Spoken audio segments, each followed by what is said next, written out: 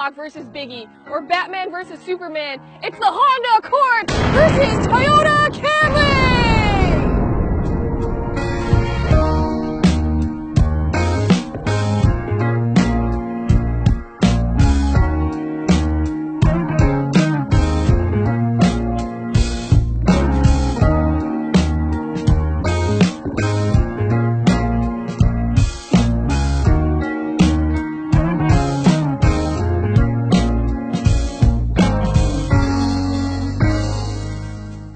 These cars have been duking it out for family sedan supremacy since before you were even born, and both of them have been completely overhauled for the 2018 model year, so of course it was time to bring them both together to see which one is the better car.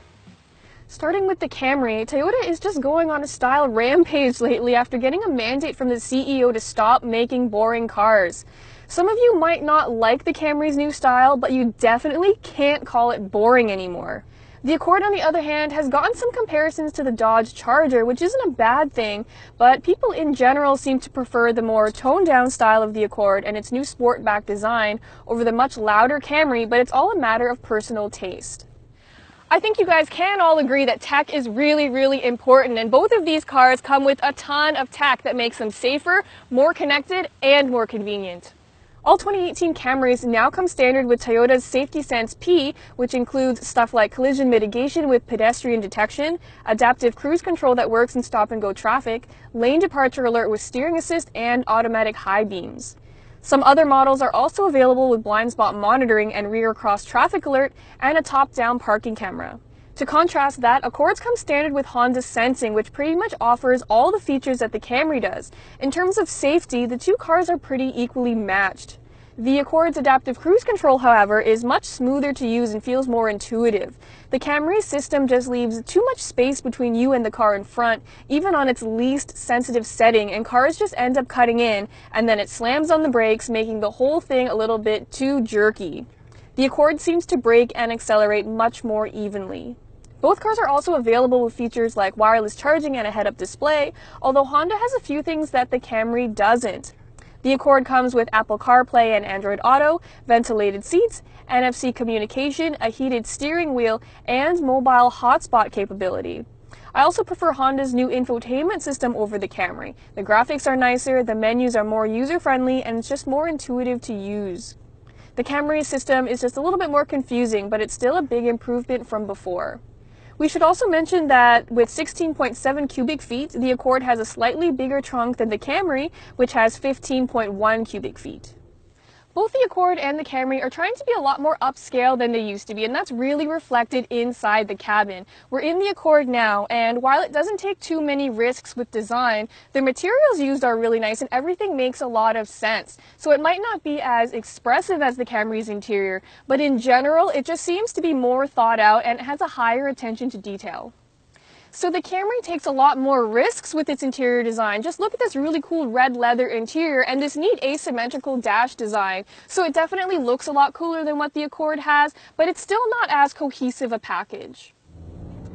Driving the Camry around, it's really easy to be impressed, and strangely enough, Toyota actually made me track the Camry a couple days ago, and at first I was really confused because I was just thinking, are they trying to embarrass themselves? And they made me put on a helmet and everything. But I very quickly realized that they wouldn't have made me do that unless they had something to prove, and what they were trying to prove was that the Camry isn't a sloppy, boring mess to drive anymore, and I think they've succeeded. So the Camry is obviously a family sedan, and it's not the kind of car that'll really excite you with its amazing driving dynamics, but the Camry drives really decently. I was very surprised by the steering, which has a nice heavy weight to it, and it's quite responsive and it doesn't really feel that numb.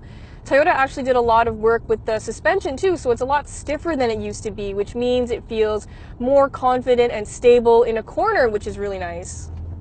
So we're in a 4-cylinder Camry right now, and it's pretty punchy, but surprisingly Toyota still offers the option of a V6, which the Accord just doesn't offer anymore. I don't think too many people are going to go for the V6 though, because the 4-cylinder is pretty punchy as it is, but I still respect Toyota for giving us that option. The 3.5-liter V6 makes 301 horsepower and 267 pound-feet of torque, and is hooked up to a smooth 8-speed transmission. The base engine is a 2.5-liter 4-cylinder model, and that's interesting because it's not turbocharged, yet it still feels pretty alive with 203 horsepower and 187 pound-feet of torque.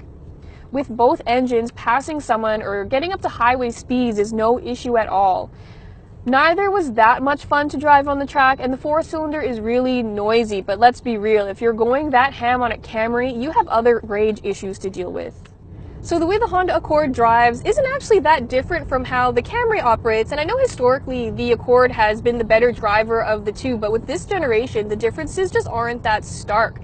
I don't really have any big complaints about how either sedan drives. They're both really good at what they do, which is just operating in the background and being smooth and dependable and pretty predictable, and that's what people shopping in this segment really want.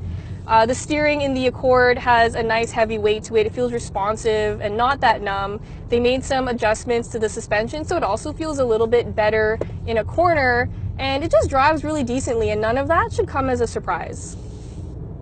The Honda also gets two engine options, although unlike the Camry, it no longer comes with a V6.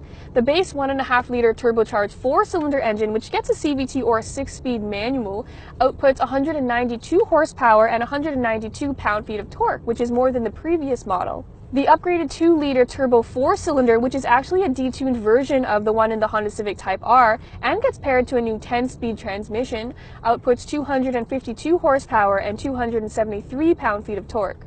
The 4-cylinder Camry LE has a fuel economy rating of 28 mpg in the city, 39 on the highway, and 32 combined, which is slightly worse than the 1.5-liter CVT-equipped Honda Accord's 30, 38, and 33 mpg ratings.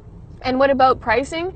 Pricing has gone up a little bit from last year, but Honda packs the new Accord with more standard features, which helps justify the increase. Pricing for the new Accord starts at $24,445 and tops out at just over $36,000, while the Camry starts a little bit higher at just over $24,000 and tops out at just under $36,000. It is harder than ever to pick a winner between these two cars because they're just so good at what they do. They both drive really decently, have a ton of really useful technology, and they're both more upscale than they used to be. But I think the Honda Accord is just a little bit smarter, a little bit more user-friendly, and in general just offers a more complete package. Add in the fact that I think its styling will age a little bit more gracefully than the Camrys, and I think it is easily the best car in this segment.